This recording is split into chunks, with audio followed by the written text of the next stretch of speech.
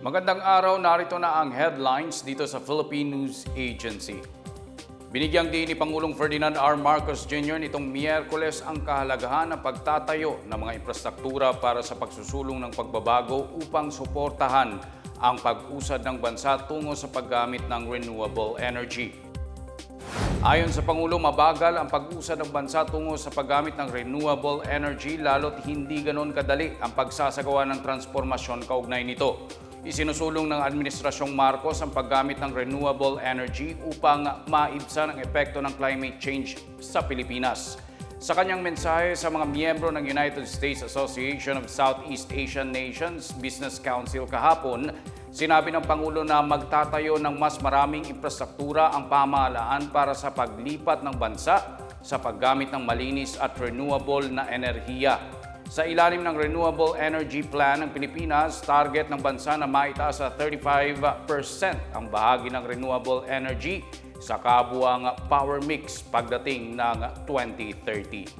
We recognize the rule of the rule that we have set for ourselves, that is the slow transition, and it is slow.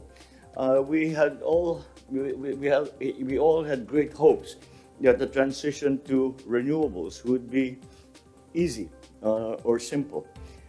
It turns out that that's not going to be the case, and we have to be realistic in this regard. And so the rule we have applied for ourselves is, first of all, is that we must be able to provide sufficient power for the development of our industries, sufficient power so that we can expand the economy, and it must be accompanied by a continuing effort to move our power sources from the traditional fossil fuels to renewable sources of energy. Binigyang diin ni Pangulong Ferdinand R. Marcos Jr. na walang kasunduan sa pagitan ng Pilipinas at China na alisin ang BRP Sierra Madre mula sa Ayungin Shoal.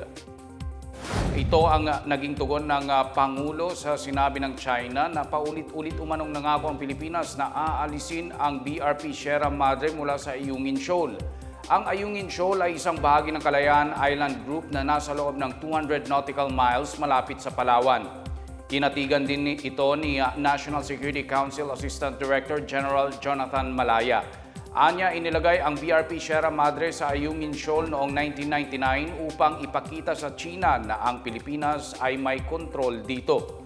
Ayon naman sa tagapagsalita ng Department of Foreign Affairs na si Maria Teresita Daza, naglagay ang gobyerno ng permanenteng istasyon sa Ayungin Shoal bilang tugon sa iligal na okupasyon ng China sa Panganiban Reef o Mischief Reef noong 1995.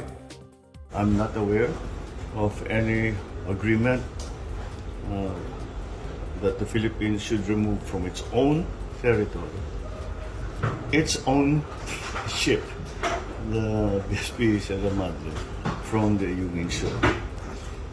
And let me go further.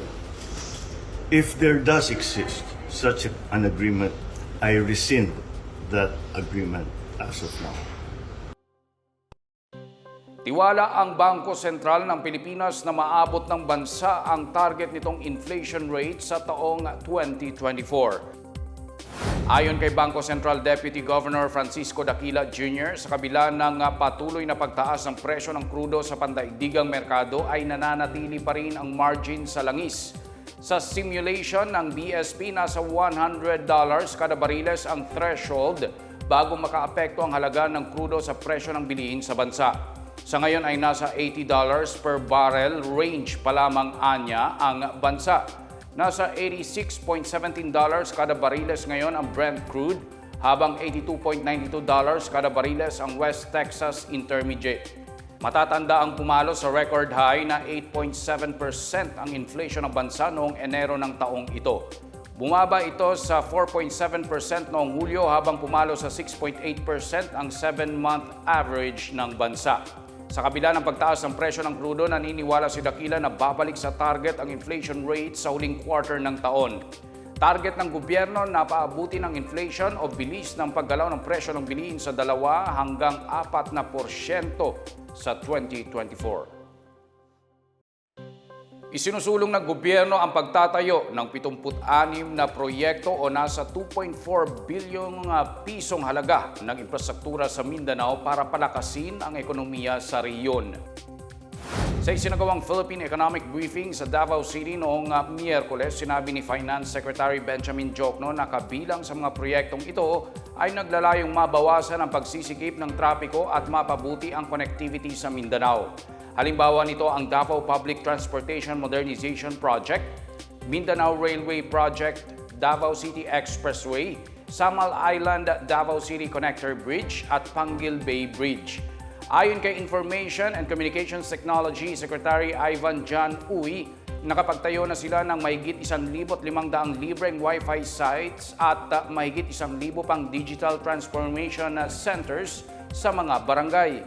Samantala, sinabi ni Bangko Sentral Deputy Governor Francisco Daquila Jr. na interesado ang mga namumuhunan sa sistemang Islamic banking sa bansa.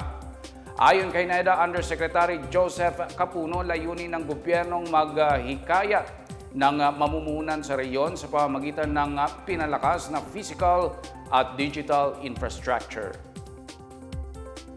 At yan ang pinakabago at pinakamalagang balita sa mga oras na ito, hatid sa inyo ng PNA Headlines. Para sa iba pa mga balita at impormasyon, bisitahin lamang ang aming webpage pna.gov.ph o ang aming Facebook at Twitter account na Philippine News Agency. Mapapanood din ang PNA Headlines sa Facebook page ng Presidential Communications Office sa PCO. Ako si Wilnard Bacelonia, ito ang PNA Headlines, nag-aatid ng mga balitang nagbubuklod sa buong bansa.